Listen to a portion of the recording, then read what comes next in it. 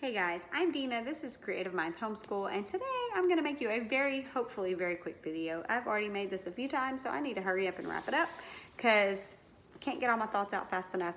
And I want to talk quick because I'm trying to get myself to bed on time. I'm aiming for like 10:30, so if I can get there. And I still have to wrap up some things downstairs before I can go do that. So I just wanted to quickly get on here and kind of tell you some things I'm working on for my own, I don't know, bettering of myself in the next year. And also kind of some things we're gonna change up in homeschool. And I think that's all. So first thing, well, we've been hanging out, enjoying our break. The baby, I'm gonna actually back up. I'm gonna give you a baby update because I'm really excited about this. She just turned 19 months old. She has been to speech therapy, physical therapy. I think that was her third visit. She's toddling. Like, we finally made the switch from crawler to now she's toddling and walking more than she's crawling. Yay! So that is like huge progress for her, and I'm excited for her just because we were kind of at a plateau for like a month and she just was not making progress. And so because of that, I ended up getting her evaluated for speech therapy, for a tongue tie, and for physical therapy, just to help her kind of get out of that plateau. It worked.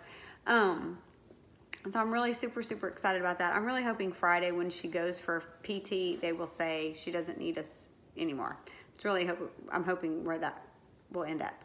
The speech side, come to find out, they finally got into her mouth this past week, and chocolate pudding was the magic key to get in that child's mouth. So she was able to like just kind of feel around and see what's going on in there. She has a lip tie on the top, she has a tongue tie on the bottom, and it's pretty forward in her mouth. So I mean, it makes like tongue tip elevation difficult. Even though she can say T's and D's very well, which is a tongue tip elevation sound. But I think as a mama listening to her speech, I think it is affecting some of her ability to make multi-syllabic words. I mean, which she's only 19 months old. So, I mean, how many multiple syllables are you going to be making at 19 months old? I think she's doing very well for her age. Like the amount of vocabulary she had, like she's adding new words daily, you know, so I don't have any complaints about that. And chances are she might end up being the kind of kid that just can do it anyway. But while she's little, if she ends up needing a tongue tip revision or whatever, I want to do it on the early end. So we're trying to stretch that tongue tie out to get it, to see if she even would need it revised.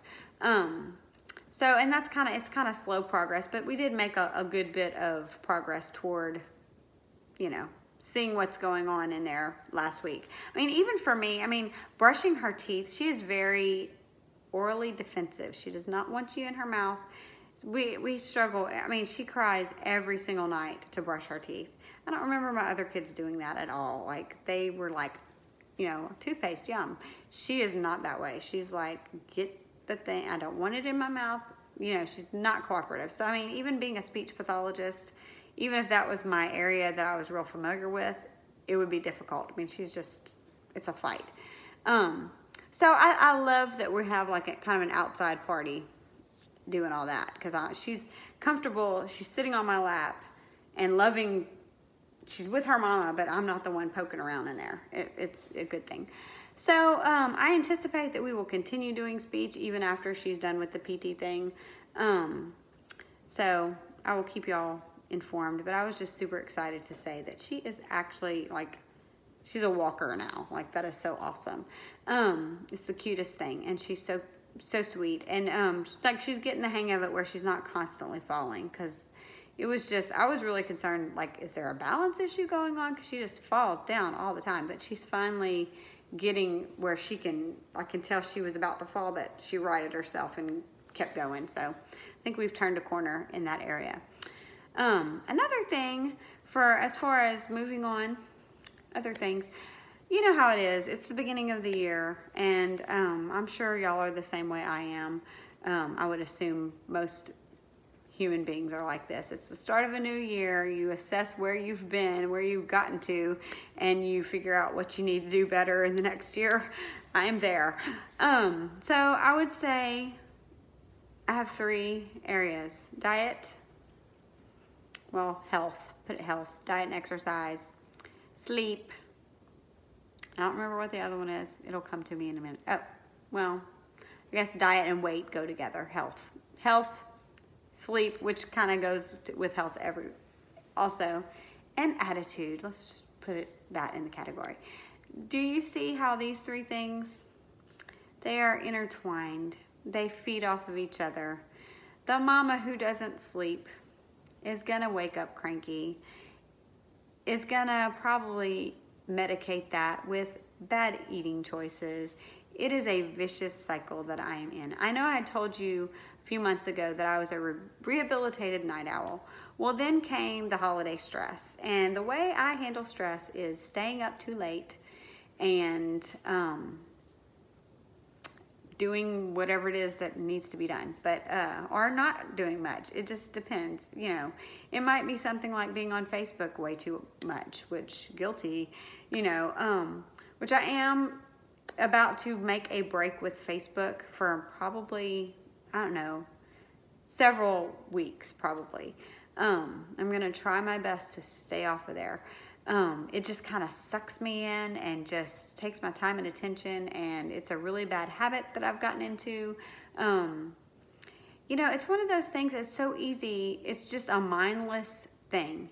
And, you know, I heard someone the other day, I can't remember who I was talking to, but we were talking about how, or they were saying how Facebook, it's mindless.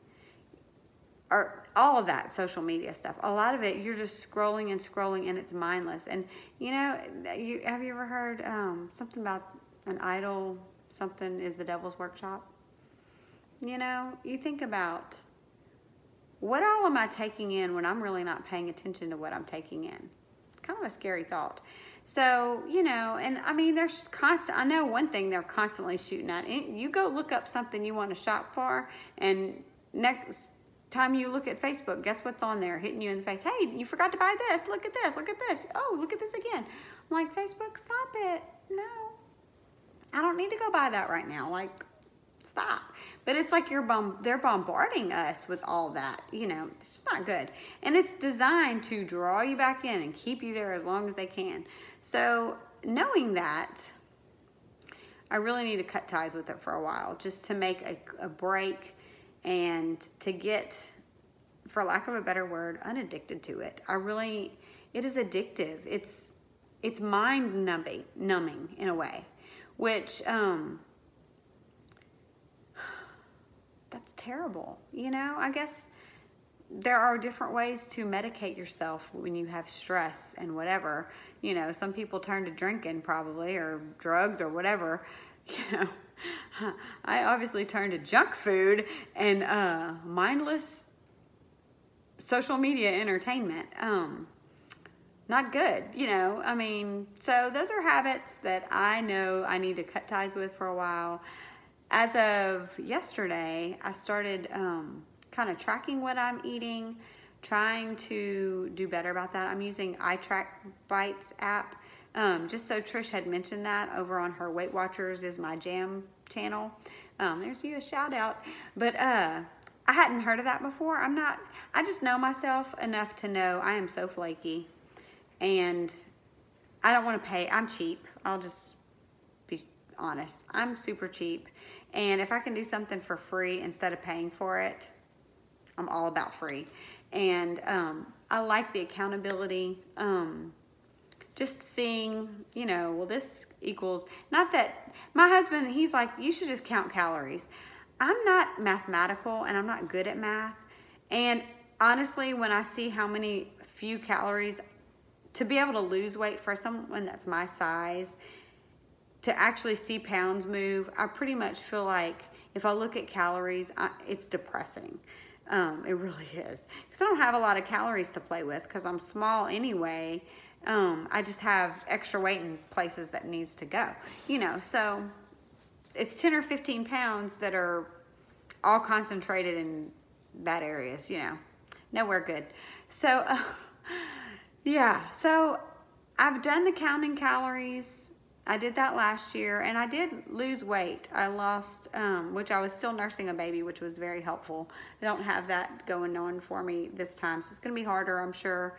But I'm pretty committed right now. I'm trying, not just for the sake of losing weight, but actually breaking the bad habit of just eating total garbage much of the time. I know that I need to eat more whole foods and just be healthier in that way.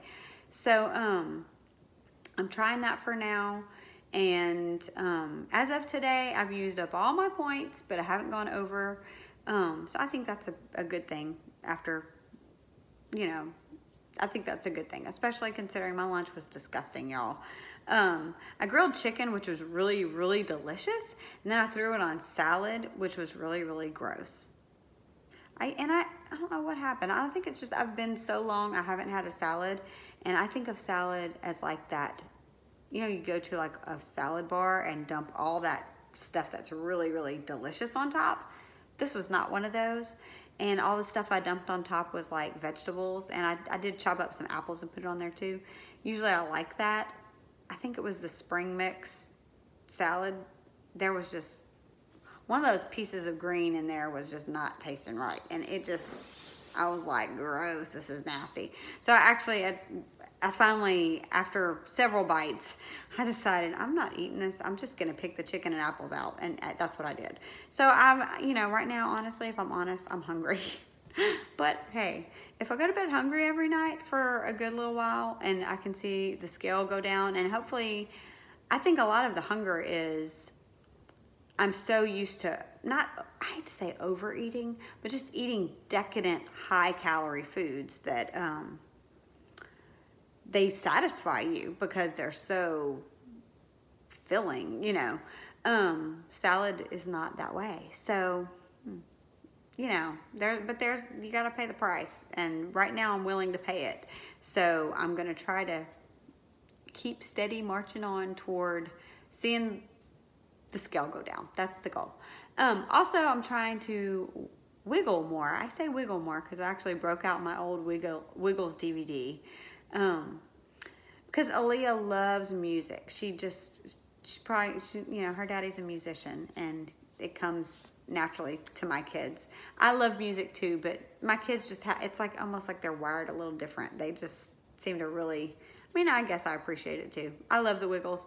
It's a great memory because I've watched it with all my kids, but it's good for me to get it out and actually do the motions, because though if you looked at a video of me doing the motions, I'm sure my timing, I have no rhythm and no ability to keep up with what they're doing.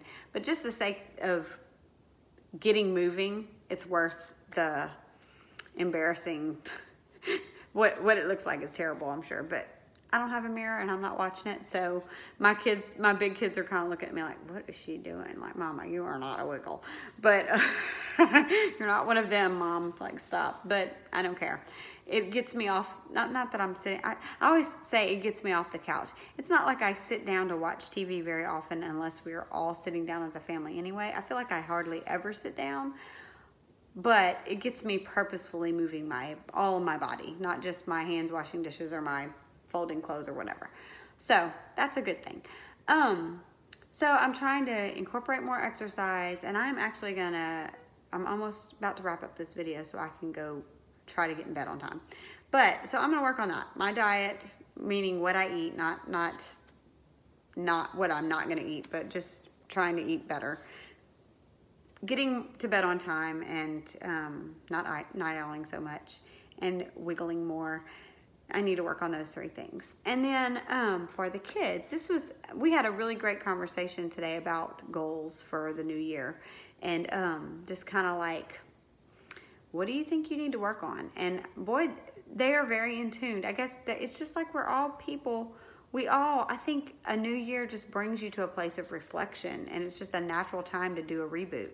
So we were discussing like, what are your goals? And man, they spit out some great goals. I'm like, those are really awesome goals. schools, you know, like, yes, let's see that happen, because they talked about obedience. They talked about a lot of how they treat each other. And we're just really making that a priority as a family. We need a couple of jokers to get on board with that. But I'm just going to have to make it a matter of prayer. Because I feel like in some ways I'm at my wit's end. I feel like you can only, they know how to act. They just don't do what they're supposed to. So, but I'm going to put one more tool in their toolbox. I actually bought the, it's from Not Consumed, and it's the Bible study called My Brother's Keeper. And we're going to do the junior one this year. Next year or the year after, we might revisit it and do, I bought the junior and the youth edition. So in a couple years, we might revisit this and do the youth edition, because it's just a little bit older, geared toward older kids. But I thought this would be a good, just let's think about how we're treating each other, and, you know, incorporate some Bible study into that thought process. Tools in the toolbox, right? So we're going to add that when we start back to doing Bible this coming week. And I think it's like it might be a 4-week study. Knowing us, it will probably take us much longer, but I'm okay with that. Even if it lasts till the end of the year, I don't know if it'd last that long. That'd be a really long time. But we're kind of sometimes hit or miss. Just depends on how our days roll. We don't always do our Bible devotion every single morning, just honestly. But it's just something I want to incorporate. It's kind of a quick, something we can do, and just really we need to be concentrating on that. So anyway, that's what we're incorporating. Other than that, a homeschool is not going to change all that much. Going into the new semester, honestly, I'm not looking to, like, as of right now, like if the new year was starting, it's not like the new school year was starting, it's not like I'm thinking I need to change any curriculum up. There's really not a whole lot that I feel is lacking in our homeschool. I feel like we, in general, do the bare minimum. That is the way we roll. Because I want maximum playtime for them. I feel like one of the benefits of not being in a public school is I don't want to be bogged down with schoolwork all day long. I don't think that what we need to do should take up their whole day. I love for them to have plenty of time for imagination and outdoor play, and just to be a kid and to enjoy your childhood without that nagging pressure of educate. I don't want it to be like a drudge. So I'm trying very hard to not let it become that. And yeah. So right now, as of now, like if we were starting, if this was July, we would have all the same stuff so far. I don't see anything that I'm really wanting to change up or do very much differently, because I feel like for once, what we have going is working. Now, when we start back next week, they could prove me wrong, but so far that's the way it is. So that's the update, just kind of what's going on with us since we've started our Christmas break, and hopefully I can start getting back on here a little bit more regularly as the year goes on. So I wish y'all a happy new year, and I will see you in the next video. If you like this one, feel free to give it some love.